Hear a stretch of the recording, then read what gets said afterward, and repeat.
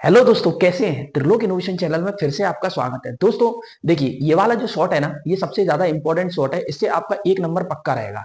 जब आप short note बनाते हैं ना, तो आपको शॉर्ट नोट बनाने की बिल्कुल जरूरत नहीं है। मेरे सारे के सारे शॉर्ट्स आप बार बार देखते रहें। आपको एटलीस्ट एग्जाम में जितनी चीजें इंपॉर्टेंट पूछी जाती हैं, वो सारे के सारे मेरे शॉर्ट्स के थ्रू मिल जाएंगी। फिर आप लॉन्ग वीडियो देखें या ना देखें, इससे कोई फर्क नहीं पड़ता। चलिए, आज हम बात करते हैं पोटेंशियल ट्रांसफार्मर की, गहराई से बात करेंगे। देखो दोस्तों, पोटेंशियल ट्रांसफार्मर एक्चुअलिटी में होता क्या है, हमें सीटी और पीटी, करंट ट्रांसफार्मर और पोटेंशियल ट्रांसफार्मर की क्यों आवश्यकता पड़ी कि बड़े बड़े वोल्टेज और बड़े बड़े करंट को डायरेक्ट एमीटर और वोल्ट मीटर से मेजर नहीं कर सकते।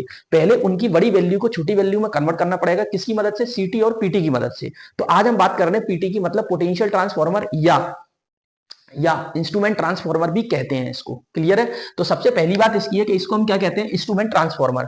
दूसरी बात यह है कि ये स्टेप डाउन ट्रांसफार्मर होता है। पेपर में 90% क्वेश्चन यही पूछ लिया जाता है कि कौन सा स्टेप अप ट्रांसफार्मर है, कौन सा स्टेप डाउन ट्रांसफार्मर है। तो ध्यान रखना, करंट ट्रांसफार्मर जो है वो स्टेप अप ट्रांसफार्मर है। करंट ट्रांसफार्मर कैसा है? Step up. लेकिन पोटेंशियल ट्रांसफार्मर कैसा है? स्टेप डाउन ट्रांसफार्मर है। कैसा है? Step down transformer.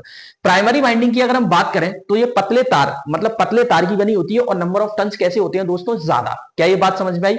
पतले तार होते हैं और मोर टर्न्स होते हैं।